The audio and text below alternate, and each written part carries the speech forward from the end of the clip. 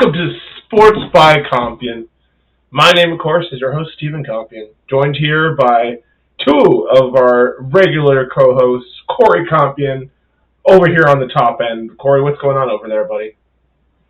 You know, coming down from a pretty brutal loss, but still drinking, so it's all good, all under control. Hell yeah, still drinking like a champion. And Yeah. over to my left, we have Dan motherfucking Gill in the house. Dan Gill, how are you today, sir? I got pizza. I'm happy. Good day. It's a good Camping day. pizza. You know, Dan's over here having a pizza. I'm pretty high. Corey's drunk. It's a good day. You know, Dude, let's Pizza go. party. we got contact sports in the spring, boys. What else could we really ask for out of life? You know, it's all coming together. I think. What a beautiful time. All that said, let's hop right on into this here sports talk. So, XFL had their week 2. It is still going on. Right now, the Arlington Renegades are trailing the Roughnecks. I believe the Roughnecks are probably one of the better teams here in the XFL. They're having a chance to prove it tonight against 1-0 Renegades. How do you think this is going to go, Dan? I mean, Houston just had a blunder. They fumbled the punt, which is what got Arlington their 6. But from what I've seen, Houston's defense has been playing pretty well, so I think they'll probably hold on unless something crazy happens. Lots of good defensive play in general going on in the XFL, Corey. That may surprise you, but the offenses haven't quite figured it out, whereas these defenses, they get like multiple sacks every game. Well, what I will say is offense looks easy in the NFL because it is the best of the best, but I think defense is generally just easier. Like, let me tell you, as someone who plays in a pretty bad league, it's generally like your offense, if you put them out there and you just let them be like, hey, you got 4 downs, get a first down, do it exclusively by passing, there'll be enough bad passes, there'll be enough drop passes that they won't get that first down, like maybe 2 out of 10 times. So whenever you put somebody there trying to prevent you from being successful, then yeah, the defense is obviously going to look better in these B leagues. This makes sense to me. Speaking of which, while the Arlington Renegades attempt their comeback here against the Roughnecks, Corey, why don't you break down some Costa Rica football for us that we experienced our week 2, right? Week 2. Do you guys want the long version or the short version? The long version. Break it down for us, man. Dan's over here. Best version. Give us the best version, dude. All right. So we got 2 divisions. We got the A and the B division. So I play for the Alajuela Pumas, which was, in hindsight, a very poor decision because they are very far from me. It takes me an hour and change to get there. Then we practice for 2 hours, and it takes me about an hour to get home. So round trip, it's like 4.5 hours to go do this twice a week, which is just not ideal to begin with. There's us. There's the Tigers, who last year were the worst team. This year looking pretty decent. We haven't played them yet. They've only played the Toros, who are, the favorites. They are out of the, let's call it 16 years of football in Costa Rica. They've won like 7 or 8 of them. Like they've won pretty consistently. As of recent, since the Bulldogs, who were the rivals, fell apart due to poor management, the Toros pretty much run the ship. They have all the players. They're the only team that's like turning away players. Everyone else is like, you, sir, you have a warm body and you can probably run. You're on our team. You're a starter, son. Whereas the Toros, they have enough options that they can afford to turn away players. Then you have the B division, which is the Lions, who we played today, and the Saints and the Knights. The Lions are definitely the favorite in that division. We played them today. They absolutely demolished us. I stopped keeping track after the first quarter, but we did not get a single first down, and they scored on us like 7 or 8 times. It was not pretty. There was very little planning. I would say we were pretty much a speed bump in their world. Mostly just lack of commitment from our players. Like in this week leading up to it, we had maybe 10, 20 guys for the first time in forever, because pretty much all of December, all of January, we're practicing with about 8 guys, and it was always the same 8 guys. Yeah. Which is pretty much how it goes in these, semi-pro leagues. It's hard to get people to, they got jobs, they got families, they got whatever. It's hard to be like, hey, you have to pay to come to this league and get your ass kicked. So, like a Rockford Ravens practice. Yeah, yo. I think after this very demoralizing loss, we will lose a lot of water weight. I think a lot of people who just wanted the picture for Facebook are probably going to fall off, and which I've been in this league for 12 years. That's what always happens when you're on the bad teams. You get everybody shows up to the first game, you get destroyed, a bunch of people shed away, and then you're left with your actual team. You gotta get that good picture for Tinder. You gotta get that Tinder picture, bro. Everybody knows girls love. Well, I mean, maybe dudes love a football player, but girls don't really love a football player. They don't care. They sure don't. But one thing I did want to rant about was our first drive was so I was playing defensive end, so naturally I have the C gap, right? So I go to my C gap very happily, beat by my guard or end or whatever the fuck he was to the outside, and then they run through the B gap, and I'm like, oh no way, they got through the B gap, that sucks. Nobody's fucking there. The guy runs like 10 yards before he gets tackled. So we go back and they're like, where's the contain? And I'm like, well, that was the B gap, not the C gap. One of the linebackers, one of the fucking guards, somebody's got to do something here. And they're like, oh, that's confusing. We don't know what that means. Very next play, through the B gap again. And I'm like, oh, that's super awkward. We should probably, somebody, plug this B gap. So they scored on us in about 3 plays, all exclusively through the B gap, until we went to the sideline and they were like, what the fuck happened? Why weren't you doing contain? And I was like, well, no, I for sure did contain. They're going through the B gap. And both our guard and our middle linebacker were both going to the A gap because nobody showed up to practice and nobody read the playbook. So no one knew what they're supposed to be doing. So then we fixed that, and then they found new and creative ways to score on us. Hold on, I just want to interject real quick. Just for any noobs out there wondering about life and what to do in certain situations, and maybe you didn't have time to show up to practice, and not suddenly you're playing middle linebacker on the Pumas, and they're running the ball every time, and you're very scared about this, you're not sure what the fuck to do. Let me just give you some advice. Do not run the same direction as the other guy with your jersey is running as well, and bump into his butt. That will not help anybody. In fact, you will not make a tackle. Your friend doesn't want to have you bump into him when he's trying to get through the line. So you as a middle linebacker, that's when I'm going to put that on. Anyway, dude, continue. The shitty part is the middle linebacker is our, he thinks he runs the defense very loud, very ready to yell at anyone anytime they fuck up. So he gave me an earful after every one of these plays. And I was like, dude, I for sure got the C gap on lock. I don't know what to tell you. So the subsequent drive, I got 2 great tackles, when they came to the C gap. One of them was one of them for sure gave me a concussion because my man was coming in hard and fast. And I was like, sir, you cannot be over here. We need to talk about this. And it hurt, but we talked about it. And he did not score. He scored on the next play because he just, he ran through the B gap. But, there's only so much one man can do. What's going on with this B guy? Just future reference, the only thing you can do to help that situation is there are a bunch of noobs not doing the B gap is bully that tackle right into the B gap and close that shit that way. And then if he tries to bounce it out, now you got that guy bullied, and you already have it easy yard to get back out. Now this is high tactics. You got to be able to bully a tackle. Not always easy. He definitely weighed more than me. The only way I was beating this guy was being faster than him. Yeah, that's the thing. It's definitely easier. It's way easier said than done. It's way easier said than done. Dad can bully tackle. I do have an ESPN update. Okay. Yeah. Arlington is taking the lead, 14-11. Let's go. That's right, dude. Off a turnover. Live updates here from Sports by Compian. We are truly in the game. In the game, bro. So what my solution to this was, instead of being on the outside shoulder of my man, I would just heads up, and that way I could kind of engage, use my arms to keep him at arm's length while I would read where he was going.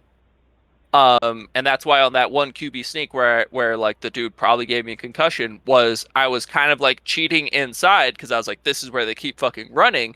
And then I saw him Bounce break to back the out the outside. other So way. I was like, no, don't do that. And I did like kind of like pushed him away, and I got to the play, but he got like 2 yards on me because I wasn't in my assigned gap. So then I'm talking to my coach. I'm like, hey, dude, do you want me to keep doing that? He's like, no, everyone has to do their assignment. Just like, you do your assignment and trust the player next to you. And I was like, they scored on us 7 times, bro. I don't trust anybody.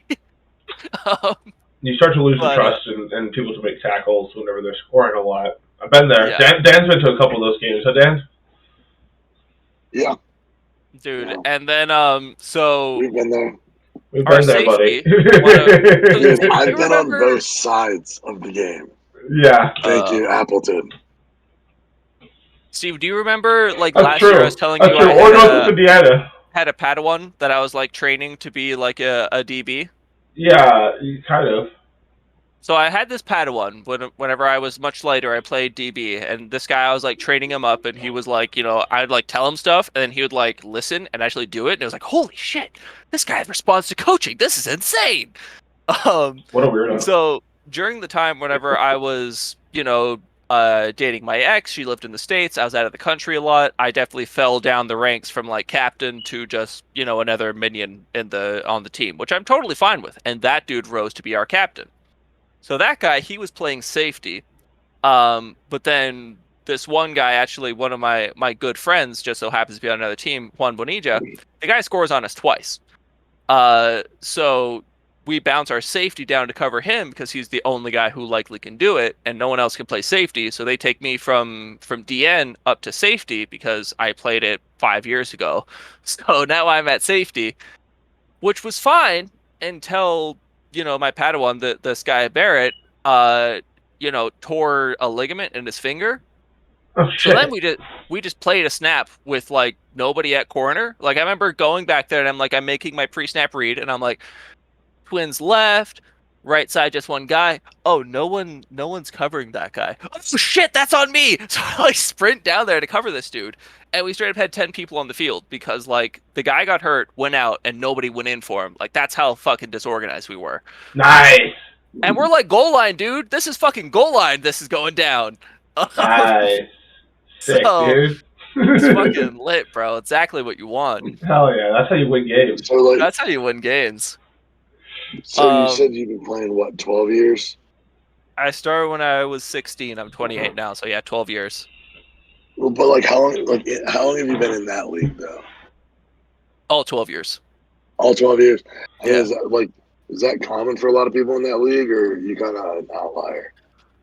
The league's been around maybe like 16 years. Like I played in it then. I played 3 years there. Yeah, I joined pretty early on in this league. Like not a lot of people have the most common thing for this league is maybe 1 to 2 years. Like the Costa Ricans don't really like the whole running full speed into other humans. There's a couple guys that are like, most of the veterans, man, they're like expats, they're people that came down from the States or, from Honduras, from Nicaragua, Panama. As far as like Costa Ricans, they are the majority of the league, but they don't stick around as long as the other people. Yeah. Maybe get a few more years in, have a longer career than Tom Brady, and we're all good. Dude, that's the sad part. Is this is my last year? I'm moving to the States next year, and I'm for sure not gonna fucking go play in the States. So this is my last year for me. And after seeing how it went today, I'm like, all right, I guess we're playing for third. Well, maybe you can go join Rockford. Damn right. Ravens will always put you up, baby. Imagine the two of you guys running around together. Imagine the two of us together at last. Dude, we shut down people. Anyway, any last thoughts on that, Corey? We do have a lot of rugby to cover, as well as this game, which the Renegades have taken the lead, huh? Yeah. Final stats, going down the field. Much better at DN than I was at safety. Didn't do fuck all at safety. I shoved one dude out of bounds. But at DN, in like 2 quarters, I got 2 full tackles and 2 half tackles. So definitely more comfortable at DN, but probably going to end up playing the rest of the season at safety because... Sounds like you need a competent linebacker is what it sounds like. God damn. No, we need people who know the playbook. Weird. Do you guys have a Or a playbook? quarterback. A quarterback would be great. But, Having a playbook sounds ridiculous, and a quarterback's also unnecessary. Am I right, Dan? I mean, look, if you got someone that can sling it, let's go. We don't. You look like you can sling it, Dan. You look so cool right now. God damn. Anyway, all right. So these Arlington guys are up. They're up right now. We'll see if they can hang I'm here on. for the socials. Let's go. Dude, the Roughnecks haven't done anything since the first quarter, so they'll have to get their life together. But in the meantime, let's talk a little bit about some of the games that already happened. For example, the St. Louis Battlehawks find yet another late victory, Dan, over the Seattle Sea Dragons. How do you feel about So, that? I think I might be Sorry, go ahead. I actually watched that game the other night. Again, it was another, much like Seattle, or not Seattle, we'll get to them in a minute. But much like St. Louis last week against San Antonio, very, very slow start by their offense and pull it off at the very end. They did miss a field goal early in the game, which might have helped it not come down to be so close. But much like last week for Seattle, too, it was another costly turnover towards the end of the game that really cost them the game again. Danucci look like at times he looks like he could be the best in that league, but then he does dumb shit like that. Like he keeps on turning it over. Yeah, your boy Danucci, Corey. He's like looking like he's like a crazy man out there. The guy's like running around, throwing touchdown passes, throwing interceptions. He looks like Jameis Winston. It's wild. It's a man, Danucci. He talks it with his hands. He doesn't talk with his mouth. He talks with the hands. Because and that's the thing. Like I think Seattle could be a competitive team in the league. They just got to clean up some things.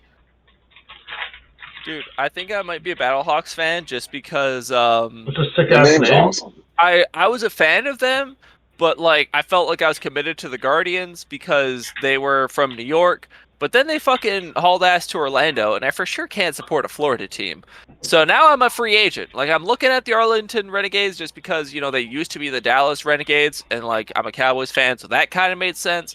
But like the Battlehawks, they're just cool, man. They shotgun beers. Frankie, friend of the show, he's a Battlehawks fan. So like, I don't know, man. I might go for Battlehawks. I'm also thinking about doing Battlehawks, Corey. Battlehawks, bro, could be us. Bro, listen, we can actually legit just drive down to their games from where I am. That's pretty sick. I've done the drive from Seattle. St. Louis. It's not a bad drive.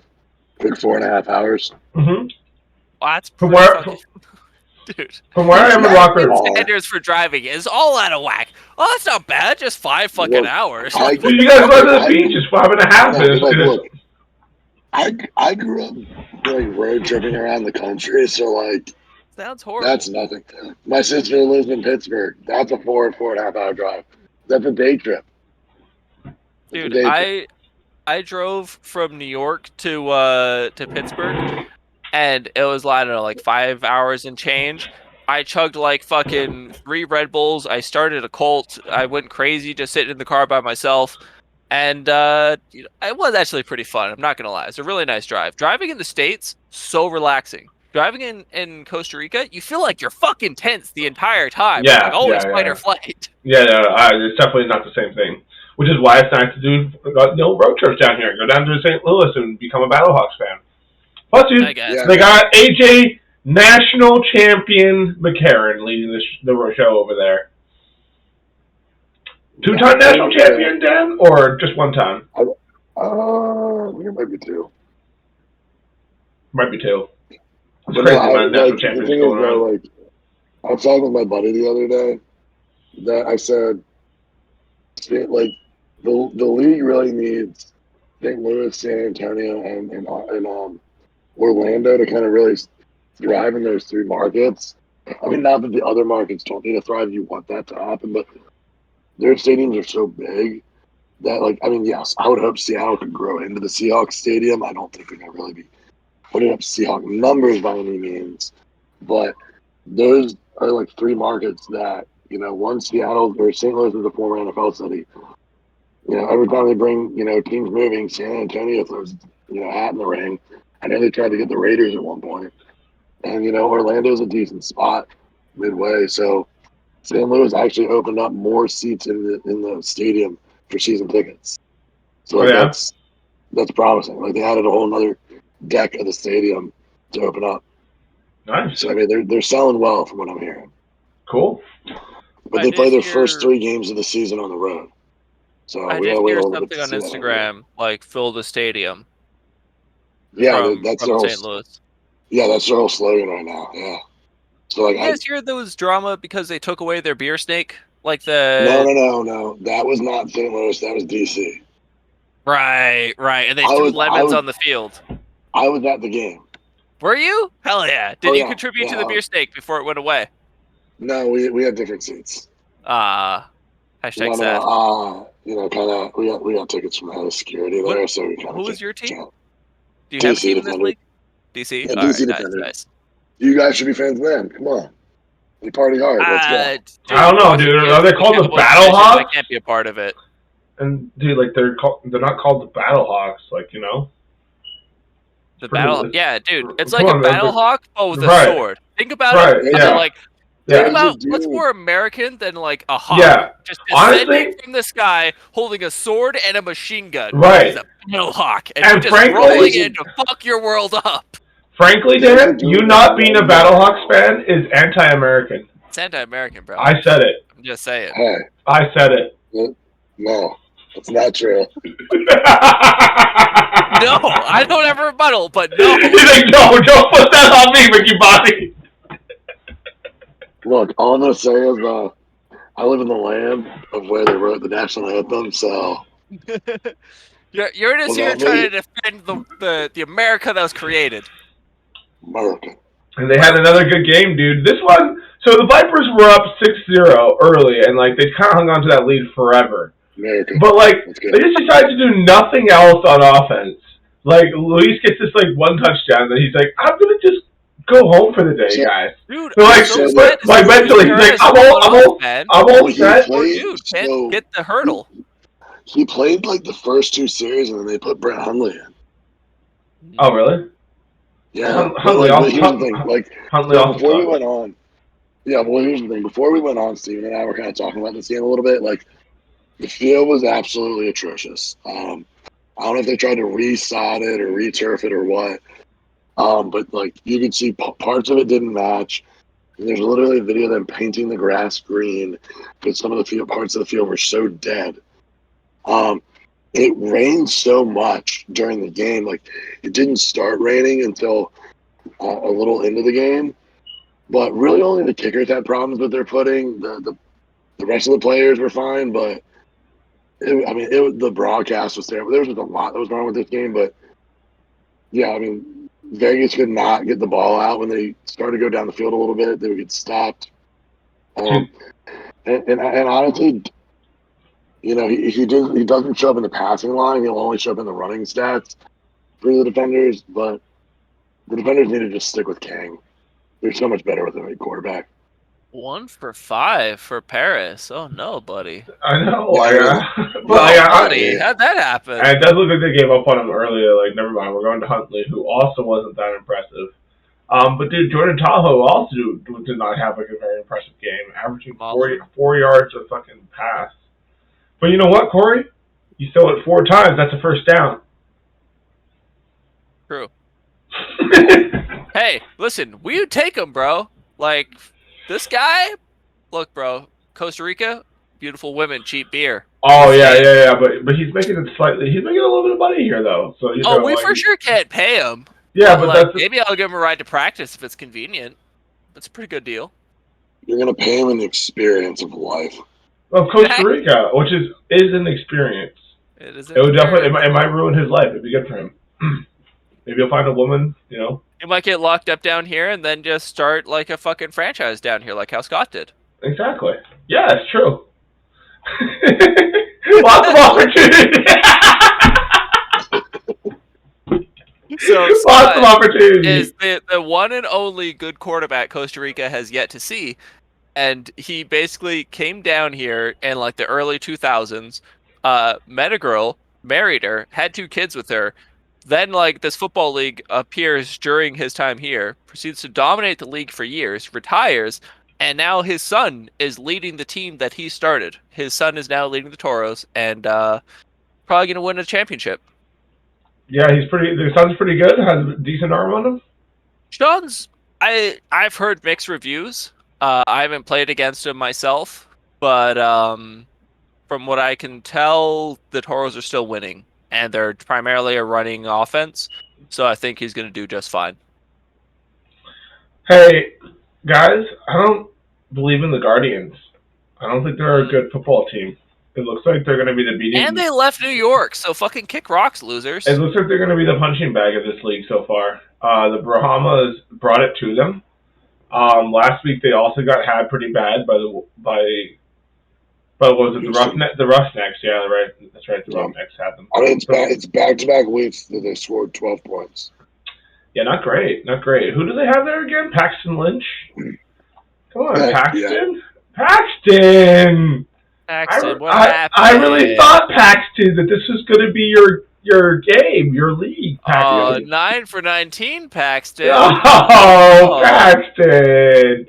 But then another guy didn't do too much better. 6 for 13, like 8 yards. Like, what is going on, dude? That guy threw 6 completions and only got 8 yards. He has a 0.6 yard average. He threw 1,000,000 bubble passes. He threw 1 6-yard pass and then 5 bubble passes. What the fuck was going on? I wish we had eyes on that to see what the fuck that was about. Somebody needs to make a video of that on YouTube, just a little short clip of this guy's 6 pass attempts. Oh boy. You know what that means? The coaches don't trust this guy at all? No. He wasn't throwing for that first down. Or it could be he threw a couple that got tackled for negative yards. Like he threw a couple screens that got blown up behind the line. Well, that's what really put your thinking cap on. Like we were kind of talking about that earlier. That like definitely like with the offense still trying to get the speed. I do see a lot of these checkdowns and screens getting like just blown up at the line of scrimmage. Yeah, absolutely. They don't have time to get up the field. So guys, once again, I think it's still up for debate. I'm sorry, I completely cut you off there, Dan. But who's the best quarterback here in this XFL so far? And I did like what I saw out of Jack Cohen last week. He probably should have pulled out his win. You know, the Battlehawks kind of snatched that win out of nowhere. But otherwise, he probably would have won last week. And this week he puts up 3 touchdowns. You know, not a ton of yards, but when we're seeing guys throw for 8 yards, you know, you just like to see a quarterback at least doing what he needs to do. You know, he's definitely been one of the more consistent quarterbacks. That and the guy over in Houston, I'd say those are your probably top 2 quarterbacks. Easy. The roughneck guy? Yeah. So, that makes sense. One thing that I thought was weird about the XFL was you have, what the fuck was the guy's name? Tamalu, who played for the Battlehawks in 2020. I think he's playing for the Roughnecks now. No, he's that on DC. Dude on DC. Okay, so that dude, he managed to beat out Taylor Heineke for the starting job in 2020. But then I think he went to the NFL and didn't do well. Or no, it's PJ Walker who went to Carolina and didn't do well. But that dude did make it to the NFL, but Heineke did, and then Heineke leads a playoff team. Like what? Why was Tamalu so much better in like this B league, but then whenever it gets up to the big leagues, Heineke was better? I mean, in 20, but the thing is though, like when XFL got shut back down, like he was on a couple of practice squads and he just never broke down or broke over because he did. I have it up right now, but in like 2020, he was with the Chiefs and the Lions on their practice squads or off season, and then in 21 he was with 4 different teams. Yeah, he was with the Chiefs and the Lions again, and then he was on Washington and Carolina. So I mean, you know, maybe whatever Heineke did, you know, puts him over the leg. I don't know. But well, they also just didn't have a quarterback. They needed options. Whereas if he's going to the Chiefs and the Lions, But he was clearly on the 21 team for Washington. It's their off-season or practice squad and just couldn't make it over. Because like Yeah, I the mean- Lions and the Chiefs in particular, that's a really tough squad to break because you got Patrick, and then I think their backup has been around for like ever. He just And I retired. think Chad. he just retired. Yeah. Good old Chad. He was with the Dolphins back in the day. Anyway, boys, wrapping up this XFL discussion. This game is still going on, obviously, with the Roughnecks and Arlington. We'll see if who's the guy over there for the Roughnecks that you think might be the number one dude? Brand receivers. Yeah, he had a better game last week, but We'll see Not what a we lot can of do. throwing. 22 attempts, 14 attempts. Drew's actually looking I guess not too they're bad still today. trying to get it together. Yeah, very much so. I think it's we'll have to give it some time before we make that debate. Moving on to the MLR, who had another fantastic week too. So they wrapped it up with starts here with the Seattle Seawolves taking on the Atlanta Rugby Atlanta. I actually have a couple of their clips pulled up here, boys. So are you guys still seeing this? Yep. Terrific. So listen, the white team is Atlanta, the black team is Seattle. So we got Atlanta over here, like, dude, we're trying to score tries here. It's been ridiculous. It's not scoring tries we've been doing. Like, yeah, well, too bad. We're off to the races. Goodbye. Nice little interception. See you later. Send me an email. We're going to score on you. And it's like, dude, that's just rude, you know? Why would you do something like that? Especially when Atlanta was trying to score tries and not, like, be scored on. That seems a little disrespectful. But moving on. That makes sense to me. Later on in the game, it's still a pretty tight contest. But what we're getting out of the Seattle team and why I think they're definitely the best team in the championship right now is just plays like this, dude. Like, that's just pretty damn cool. Dude just ran through everybody. He was like, hey, I'm just gonna have to go ahead and score. I've seen that number 8 there forever. Like, I've seen like plays of their early wins. Oh, this is actually just the highlights. I think we can watch the rest of these. But basically, yeah, I've seen some of the early clips of that guy, and he's been around there for like 4 or 5 years now, just playing Major League Rugby, hanging out. I respect the hustle of like the everybody's in hoodies. Like you can tell it's cold as fuck, and these guys are still rocking the booty shorts. Oh, we got it, man. I've definitely been there at cold games wearing the booty shorts. It's a thing. Dan will just have his shirt off, like in 30-degree weather because he's a crazy person. Look at this dude, just fucking dominance. Such good support lines though. You see that support line by 8, like goes flying up there to catch up to him. That was beautiful. And like this is just high level rugby stuff. Like obviously you got a good carrier, but he doesn't even have to finish it himself because the big man comes and catches up to him to do it himself. I like the 13 tackling him in the try zone, just looking bummed as fuck as he gets up. Like, this is just a bummer, bro. Like, you scored, and I didn't like that. Yeah, well, I imagine Atlanta might stats one more here before the game's over. But overall, they fell short. You know, they ended up getting 22-28, so they probably did get one more try there to end up the game. So, you see some fight out of Atlanta, but I think Seattle continues to show that they're the best team here in the MLR. What do you think, Dan? Yeah, no, I mean they're rolling pretty heavy right now. We'll see if anyone's going to stop them. The other game I thought was kind of interesting was the Utah Warriors and Dallas Jackals, and this game actually ended up being a lot closer than I think a lot of people thought it was going to be, myself included, Dan. So I actually pulled up a couple of their highlights to get an idea of what was going on here with these Jackals. That they're desperately trying to get their first win as a franchise, Corey. Remember these guys from last year? Are these the guys that your buddy plays on? Yep. Well, I don't even see him on their roster right now. It's crazy talk. They need to be starting him, much less having him like anywhere close to your roster. It's crazy. That's why stuff like this is happening to you. See, if Raheem was here, dude, if Raheem was here, this kind of stuff wouldn't be happening. He'd just be shutting down. He'd be shutting shit down, dude. Raheem's the man. All right. Anyway, but yeah, so Utah's out there scoring tries, but dude, Dallas has a little bit of fight in them. And like, I really like these jerseys. Like, I like that blue. I know I shouldn't like that blue, but I do like that blue. It's weird. But I was just saying, I did watch a fair amount of this game, and I mean, this is probably one of the better outings for Dallas that we've seen, but something that I don't know if they're going to put in the highlights that really cost them. I mean, especially with it being a 33-25 game. Like, they missed a lot of their conversions. Oh, yeah. And No, I think they did show that's a a couple lot. of missed conversions. Or they don't really necessarily show it, but you just see it by the score. Look at this guy. Look at this guy. Damn, that was nice. Dude, let's back this up. Look at this fucking move. This is why little guys in space suck. Oh. Yeah, no, 100%. That's nasty. I hate getting caught out there. Little guys in space fucking suck, dude. I think that's the play I have here. But we might as well watch it one more time because goddamn it was nice. So you got your 7, he gets it out to the 4, and then he gets it out to the 14. So that's just good passing, and then getting it to your playmaker and letting him do something with space, man. It's beautiful. We gotta send that to Sean, actually. That's a good play.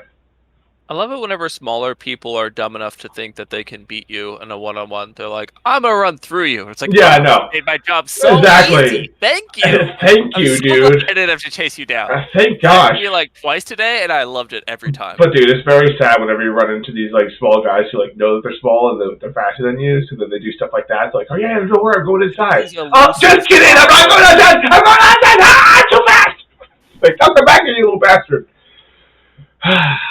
Anyway, why are you so elusive? And then there was a couple blowouts. We hadn't seen a lot of blowouts week 1. I mean, we saw a couple, but not I think as many as we saw in the second half of this MLR week. Houston SaberCats kind of took it to NOLA Gold. I thought they were going to win, but I didn't think they were going to win by that much. The Iron Workers absolutely destroyed the Arrows, which I thought was kind of surprising. I think that's my bigger surprise. That I expected that to be a lot closer than it was. The NOLA Gold game, for sure. No, the New York one. I actually did too. Especially Toronto showed some fight against Atlanta. Yeah, like I picked New York to win that game, but I would have figured they put at least 20 on the board. I thought it was going to be a lot closer. That's a surprise to see it be such a blowout. As is this next game. I'm very surprised to see that score. San Diego absolutely handled the Free Jackets. I think I took the Free Jackets. Did you take the Free Jackets for that one? No, I took San Diego because it was in San Diego. Okay. Well, they're looking good right now, man. Damn, good, 2 good wins for them in a row. They take down Utah, now they take down the Jackets. And Corey, the Jackets were looking really good last year. They went all the way up into the semifinals. Arguably, were the better team over New York, but New York found a way. I remember the Free Jackets because we had a whole conversation about if they're called the Free Jackets because they're from New England, and they had Freedom Jackets fighting the English. Yeah, which we probably said yes was right. Yeah, that's the conclusion we came to as to why they're named that and from New England. That's like crazy. the New England Patriots, the New England Free Jackets. Like New England's just all about the freedom, bro. All about the freedom, bro. Somebody has to be. Someone's got to be after that freedom, and it's New England for sure. Anyway, so that's Major League Rugby Week 2 all wrapped up. 6 Nations, Corey, has wrapped up their Round 3. This was some yet more splendid rugby that took place here this past. States didn't make this, right? They got booted out by some little island country.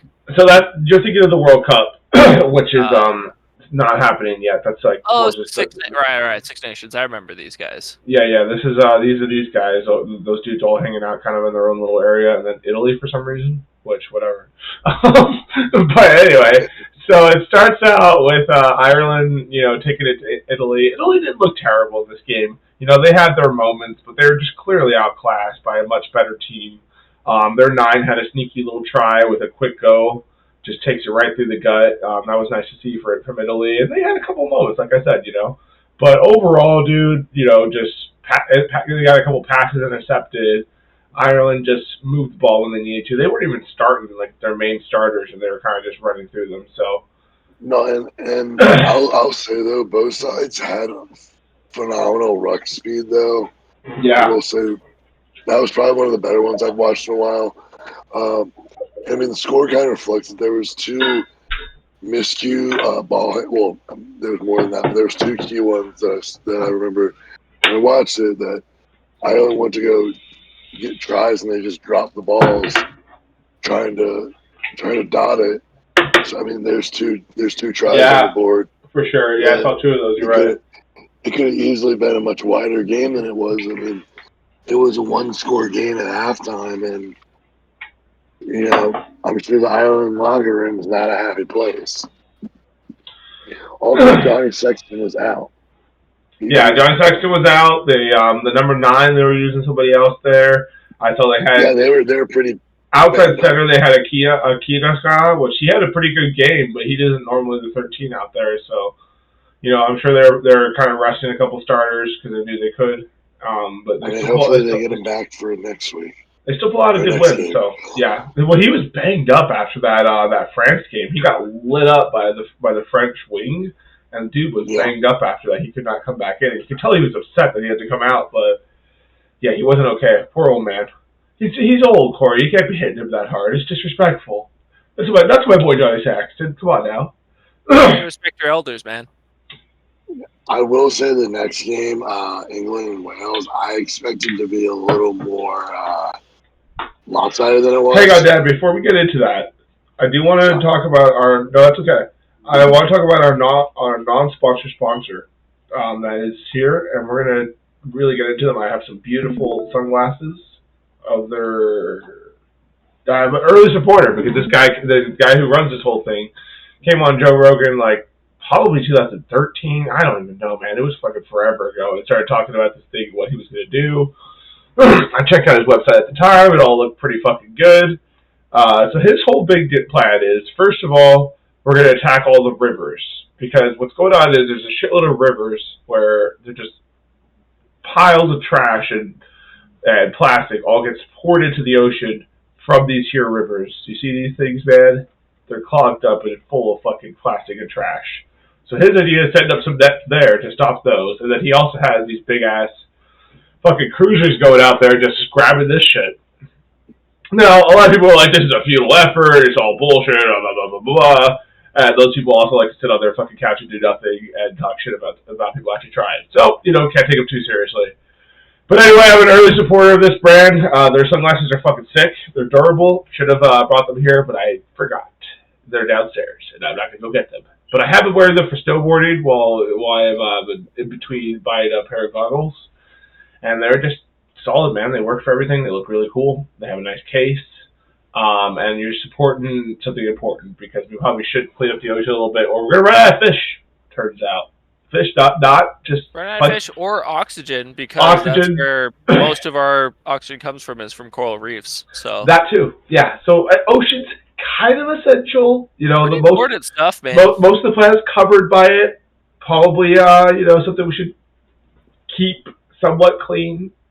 I heard about these guys way back when he was on Mr. Beast, and then I also heard about them whenever Mr. Beast made a big deal about it. And I did donate to that campaign. I also donated to the Team Trees campaign. So I'm here for the Mr. Beast support and his trying to fix the world stuff. Also, I think it's really funny from my perspective. Steve is like hitting the bong, and Dan is kind of like reaching off to the side. It almost looks like Dan is handing Steve the bong. It's pretty funny. But anyway, boys, that's our sponsor for the day. Moving back on to Six Nations, to the final 2 games here. So, Dan, this England-Wales game was probably closer than English fans would have liked for most of the game. They were probably so frustrated to see themselves having a close-ass game against a Welsh team that has been struggling in the Six Nations lately. It's not just Six Nations that they've been struggling. I mean, no, they've been struggling. Period. Even their international summer series was abysmal. Rough series. So yeah, I didn't expect England to only win by 10. I would have given them. Or just hang around for as long as it did. Like, it was 10-10 for a while. There was a moment there where Wales took the lead, actually, like on that interception by number 11. That kid's fast. They need to find a way to get that guy the ball more. But anyway, that kid flies in there, makes a beautiful interception, takes the lead. There's a lot of momentum. They're excited. This is coming right out of halftime. And it's like, shit, man, maybe they got a shot here. They were up 11. It was like, I think they were up 10 or 11. They were up 10-8 at that point. And, If you're a winning team, you find a way to build on that momentum. And obviously Wales is not a winning team right now, and that's why they eventually lose this game, because England kind of just looked like they need to wake up. And they sort of got a couple things together and got it done. But I don't know, man. England is not looking scary. They're just not looking good right now. Didn't they lose? They lost to Scotland. They beat Italy and Wales, so good for you. You're gonna be tested come this round 4 now. It looks like. So I'm sure the English fans are also excited to see themselves be tested again too.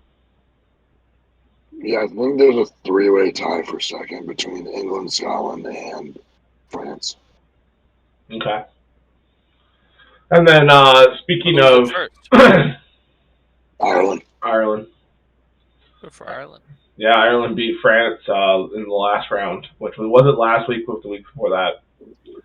Yeah, they're still number 1 ranked in the world too. Yeah, there's some bad motherfuckers right now over in Ireland, Core. Yeah, Ireland get after it.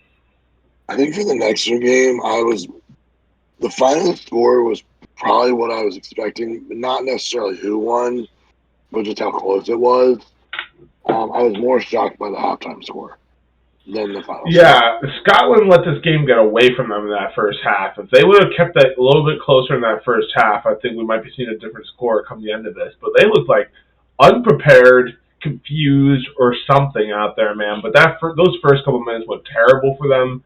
They quickly found themselves down a couple tries with a red card and staring down like a solid, 73 minutes or 70 minutes of playing a man down. They got lucky that France also ended up with a red card. But yeah, they looked utterly confused that first half, and I think if it wasn't as messy that first half, they have a much better chance with their comeback, For sure. I still think both of them will finish their season strong. Just have to wait and see how everything else plays out.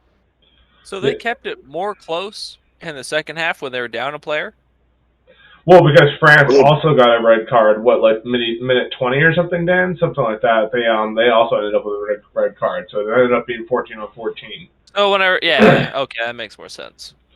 Yeah. It ended up being a pretty close game. You see Finn Russell making some great decisions out there on these tries. One of them he takes in himself, but even that one, man, that line was beautiful. The kid, I think it was the 13, just comes barreling through, and Finn just hits him right on time. And Dupont's like, whoa, let's check that pass. But no, it was a clean pass, and good for them. Nice little momentum shift. I think that was the first one they got. How do you plan for that then, to play down a guy? Like, if you have 10 guys, is it like, all right, everyone shuffle half a spot over? Do you Basically, everyone just shuffles? Yeah. Depending on what you need, you're normally gonna usually drop out somebody from the back line. It depends on who gets the card. Yeah, it depends on who gets the card, what you think you're gonna need, but the problem with taking somebody out of your scrum is you're going to be doing 7-on-8, and that means you're going to be pretty much losing every scrum the rest of the game, which could be very bad. So normally you're going to want to not abandon all 8 of your guys in there. So it's very uncomfortable. It's definitely something that coach and the co-captains and the captain are going to have to figure out as it happens. So anyway, boys, that's Six Nations. Round 3 is wrapped up. Looking ahead to round 4, we're going to see some very interesting rugby, and I think me and Dan are both very excited to see this Italy-Wales game. I cannot wait for that game. That game is going to be so good. I'm very excited about that one. One's going to go through the roof on that game. Corey, you know why pretty much, right? Because Italy won this last year, right? Dan? Yeah. So they won this one last year. And Italy before that had won no Six Nations games for a couple years. I think it was 5 years. Exactly, they just sucked. Wales is their bottom feeders. Well, it's it's kind of up for debate because they've been fighting hard in all their games. And Wales, man, it's just fucking bad, dude. It's rough right now for Wales. So Italy might be about to sock it to them again and put them back at the bottom of Six Nations again. We'll see what happens. So that's going to be a very interesting game. I France. feel comfortable taking Italy in that game. I do too. Fuck yeah, dude. I'm in on the Italy trade. Let's do it. Are they in Wales for that game? No, they're in Italy. Oh, fuck yes. Oh, that game's going to be insane, dude. Oh, my God. Imagine the environment there. They're going to be going crazy. And then England and France. This is going to be a fun game.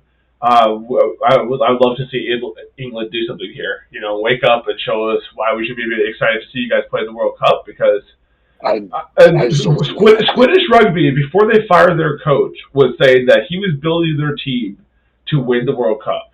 So, he thinks they have some pieces. I mean, they did end up fire their coach, so maybe that whole system's fucked now.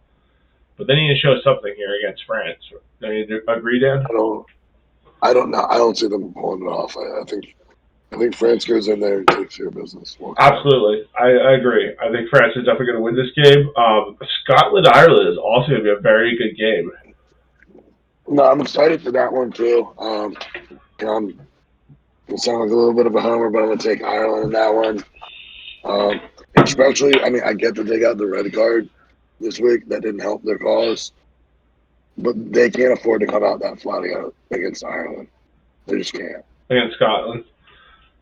No, Scotland can't afford to be that flat against Ireland. So. Oh, okay, yeah. Well, exactly. No, they can't afford to be flat against anybody like that, dude. It's crazy. But I would like to see Scotland win this. Do I think they are going to? Probably not. But I will take them. Why not? Because I just love the flankers over there with Scotland. I love, I'm a big fan of their flankers. They're awesome guys. So hopefully they can pull together and get a win against Ireland. It's always frisky, those two, when they play. Corey, what are your thoughts here on these Six Nations and their rugby ways? A lot of rugby stuff going on, man. There's always rugby stuff, dude. They're just rugby players doing rugby stuff, and I'm happy for them. Yeah, it's like all the time, dude. They're constantly doing it. It's all the time stuff. There's always some type of rugby happening. Always something to practice for. You love to see it. So, Dan, do you have some advice for some of these up-and-coming leagues as they move into their second, third, maybe even fifth year? And, how can they eventually maybe be an NFL, NBA, or even NHL? We were kind of talking about it. I believe it was last show, with particularly the MLR, where I think the MLR is doing the right thing in terms of doing a good job of getting regional partners. So, the DC team signed with Masson, who gets the Orioles in the national games. They cover a large East Coast presence. Chicago Hounds, they get on Marquee that does the Cubs game and the Cubs minor league affiliates. So that's kind of one piece of the pie, right? So they're getting the regional coverage, so people locally are going to see these games, are going to be more invested in it. They're going to see their home. They're going to see their road games.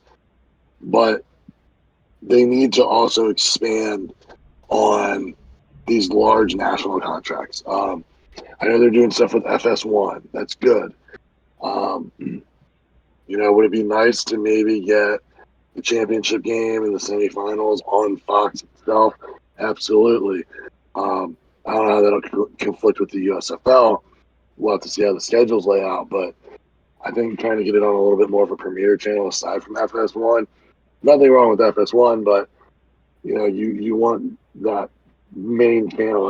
I'll tell you what. I walked into a bar. I think it was Friday night or Saturday night in Rockford, and I was shocked to see Major League Rugby on the screen. It was actually the Seattle New York game, and I was like, "Holy fuck, dude!" They have it, and it was FS1, but it was kind of shocking to see that there just would happen to be rugby on that. They would put it on there in a bar. So they're trying their best, man. They're expanding. Expansion is everything. You have anything to add to this, Corey? Wait, what about activists? No, I said, hold on, I have an update. Oh. Houston now has the lead. Oh, wow. And they just turned Arlington just turned the ball over. Oh, boy. Not good. This game's getting good. Roughnecks look like they're going to take it. The rough style. Brandon Severs continues to prove he should be in the conversation for best quarterback in the league. Boys, this has been an excellent episode of Sports by Compian. But you know what? We're out.